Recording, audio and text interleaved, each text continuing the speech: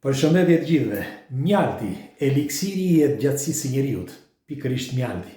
Përdoret që nga kohrat e lashta. Bile, sot do t'ju tregoj disa sekrete, meqense jam ftohtë pak dhe doja të merrja pak mjalt, por dua t'ju tregoj disa sekrete sepse dikush kërkon që të jetë informuar dhe ndoshta i interesojnë këto informacione. Dhe do habiteni sepse dëgjoni me kujdes. Pikë së pari duhet të dini që mjalti përdoret që kur nuk mbahet mend.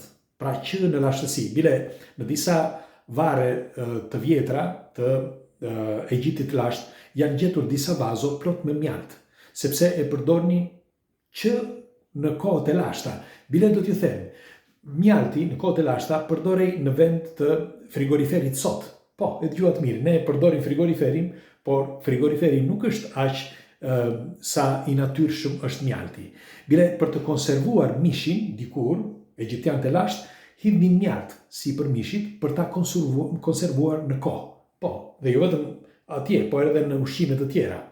Bile do t'ju them, shikoni, kohët e fundit mjalti ka ndryshuar shumë, sepse varet se ku bletët shkojnë edhe mbledhin nektarin.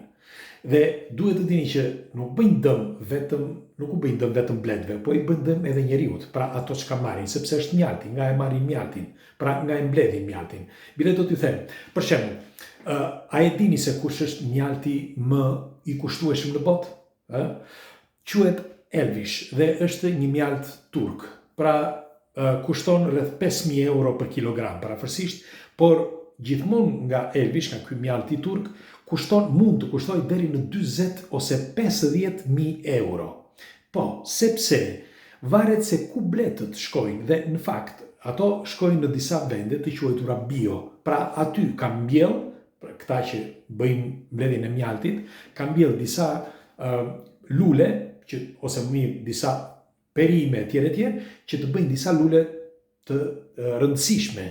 Sepse këto lule, kur shkojnë bletët që i mbledhin, pra bëjnë mjaltin më, le të themi, më natyral në botë, më të pastërti në botë. Ndaj dhe kushton deri në 40 ose 50.000 euro. Është i rrallë, nuk është se e marrin të gjithë këtë, por atë nga 5.000 euro, po thuaj se shitet në mbar botën, pra gjithmonë Elvish. Pra ky është mjalti më i kushtueshëm, po në Shqipëri, në trojet shqiptare ose ku jeni ju aty ku gjendeni, kush është mjalti më i mirë? E dini? Pra duhet të dini edhe diçka tjetër.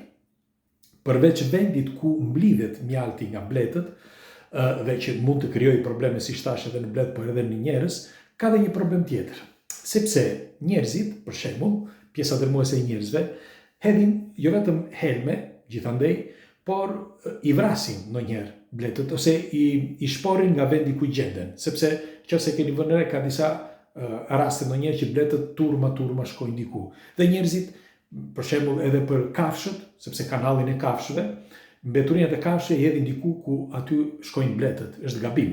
Sepse, siç e kanë thënë të gjithë edhe më përpara, dhe në fakt në trojet shqiptare të vjetrit moshuarit thoshin kur të vdesin bletët, njeriu nuk do të jetojë më. Por po thosha, e ka thënë edhe Einsteini, që në qoftë se bletët do të zhdukeshin, njeriu t'i mbeten vetëm 4 vite jetë. Pse? Sepse nuk ka më se si të pjalmohen lulet. Pra si do të rilind bota e luleve. Sepse nga pjalmimi i tyre lindin lulet të tjera dhe kështu që bëhet pjalmimi i të gjitha gjërave vegetale që ne të kemi, si thonë, që të ushqemi. Pra për ushqimin është thelbësor.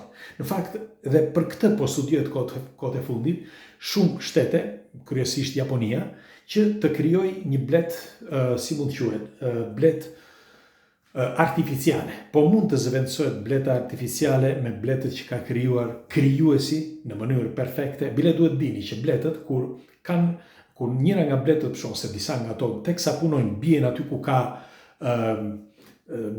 ku është mjalti, të gjitha bletët e tjera shkojnë e marrin dhe e nxjerrin nga aty, sepse aty mund të ngordhë, ajo bllokohet aty, i bllokohen krahët, këmbët dhe nuk mund të dalë dot. E marrin bletët e tjera dhe e pastrojnë totalisht, një më një, që të gjitha.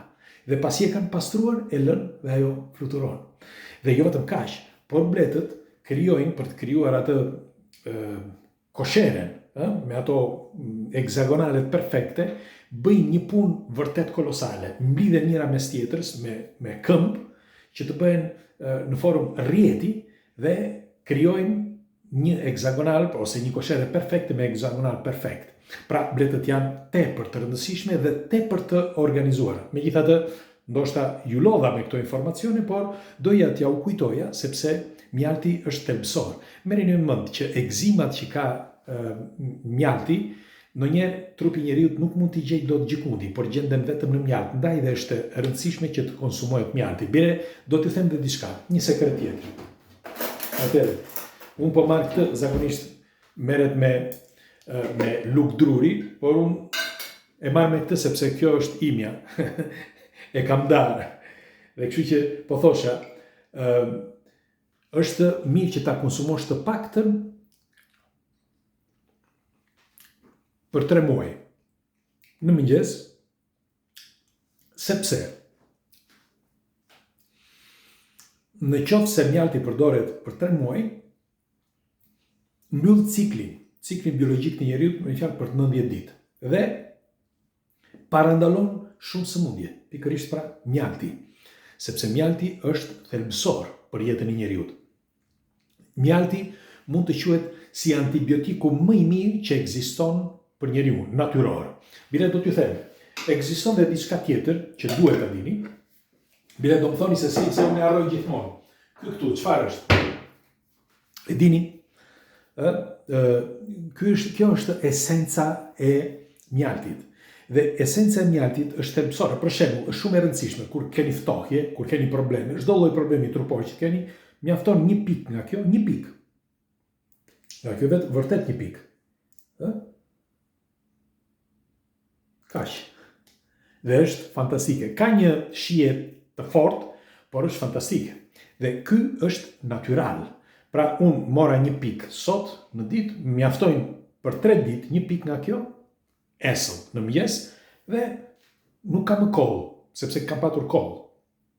Tani me këtë sezonin e ndryshimit të motit, që ose keni vënë re, është e rëndësishme që të përdorësh mjalt. Unë zakonisht mjaltin, sepse shpesh shqiptarët për shembull e përdorin mjaltin për duke evaluar. Për shembull, marrin çajin dhe hedhin mjaltin aty brenda. Mirë po, kur e valon, esenca zhduket. Mjalti është mirë që ta marrësh kështu siç është, pra natyral. Normal që dikujt i pëlqen për shembull që çaji të jetë i ëmbël.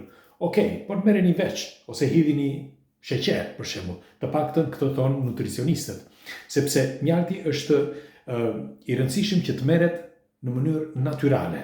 Bile tregohet që në momentin e sezonit të mjaltit është mirë që të konsumosh të paktën një herë në ditë në çdo lloj forme gjatë ushqimit, të marrësh një lugë mjalt çdo ditë dhe paradalon një listë të gjatë të sëmundjeve të përgjithshme të njeriut.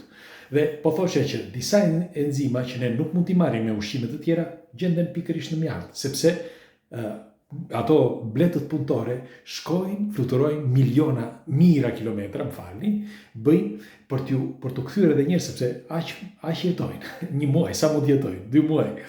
Dhe kur kthehen, sjellin gjithë atë nektar që duke e përpunuar bëhet mjalti që ne marrim. Kështu që rroft mjalti, përdoreni, si që thash, dhe mbajini mend të gjitha ato informacione që na thonin nutricionistët dhe vetëshkenca. Kaloshi një ditë bukur, suksese, dhe do më thoni se sa kushton mjalti aty ku jeni ju. Dhe në qoftë se në trojet shqiptare ka mjalt vërtet bio dhe sa kushton. Pres komentet tuaja që ta diskutojmë këtu së bashku, sepse ndonjërit mund t'i interesojnë këto informacione. Hajde, kaloshi bukur.